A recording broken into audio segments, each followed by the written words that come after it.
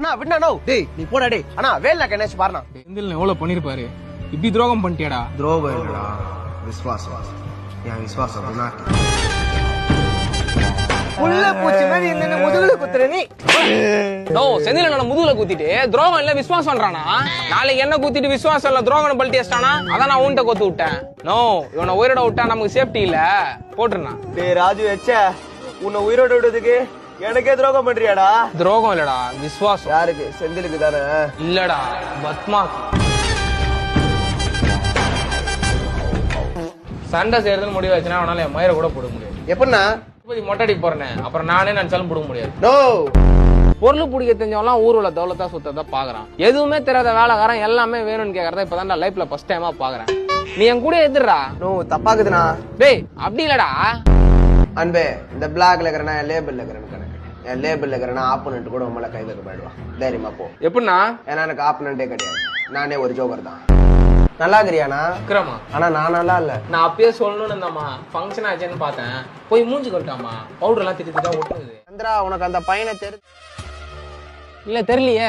அப்ப கிட்ட போய் பாரு சந்திரா, தெரியும். ஏய் கிளவி சாவ வச்சிரும் உன்னை, வெறுப்பேத்திரியா? சரி உடு சந்திரா, சும்மா ஜாலிக்குதான். சரி அந்த பையனை தெரியுதா?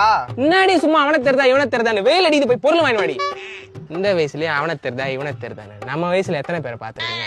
சந்திரா அவன் நம்ம மணிமேகலா புள்ள, இப்பயாவது அவனை தெரியுதா? ஏண்டி என் புருஷன் செத்ததுக்கு அப்புறம் நாம நடு ரோட்ல நின்னுறோம், அது தெரியுதா உனக்கு? சரி உடு சந்திரா, காலை வரும். இந்த வெயில இப்படியே நின்னு பேசியிருந்தா மூலம் தாண்டி வரும். சந்திரா அடிக்கிற வெயிலுக்கு ஒரு ராயல் பல்லூடா வாங்கி கூட. ஆண்டி நான் சொல்லினே இருக்கிறேன். ஐயோ உடு சந்திரா, கொலை தனியா குடிச்சுக்கிறேன். இல்லதான் அவனை போடுங்கண்ணா, நாங்க கூட இருக்கோம். வரவன் பொருள் எடுத்து அவனை போன.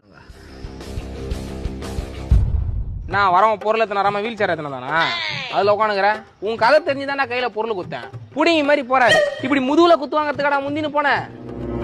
அக்காட்ட சொல்லி அசிங்க பத்துவா. ஒரு நல்ல ஷாட்னா காயின் இருந்த இடத்துல ஸ்ட்ரைக்கர் இருக்கணும், காயின் பாக்கெட்ல இருக்கணும். எது என் பாக்கெட்லயா?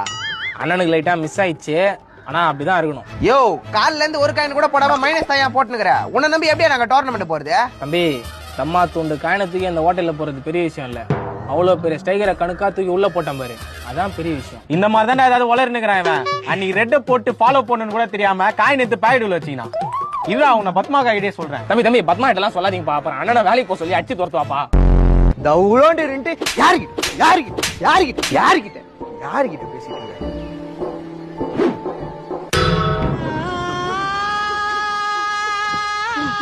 கையில கால அடிக்க வேண்டியதானயா? உன் யார் மாடு மாதிரி போய் முட்டை சொன்னது? தேவையில்லாம கம்பியில எல்லாம் வச்சு அசிங்கமா போயிடுச்சு. சந்திரா வேற யாராவது கலாய்க்க போறாங்க, அப்பா வீட்டுக்கு போயிடுச்சு. ஏய் தம்பி என்னடா அதுக்குள்ள வந்துட்டா? ஸ்கூல் முடிஞ்சிச்சா? ஆமா நான் டங்குன்னு ஏதோ மணி சத்தம் கேட்டுச்சு, அதான் ஸ்கூல் முடிஞ்சிச்சு எல்லாரும் வந்துட்டோம். அவ்வளவு தூரமா கேட்டுக்குது. நீங்க நான் அதை தேய்ச்சி நிக்கிறீங்க. டேய் போடா.